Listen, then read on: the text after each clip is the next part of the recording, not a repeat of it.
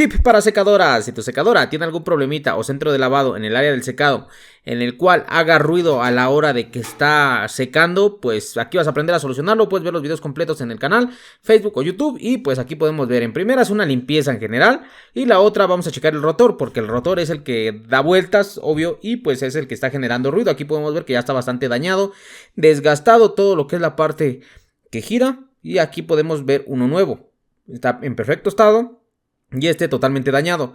Este viene con todo un kit, el cual lo tienes que cambiar para que quede justo así, mira. Así debe de quedar. Se le hace su servicio de engrasado y todo. Se le mete el rotor nuevo. Se cambiaron todas estas piezas y con esto ya te queda trabajando. También hay que hacerle la limpieza completa para que tenga un buen tiempo de vida más. Y pues ya quedaría trabajando, mira.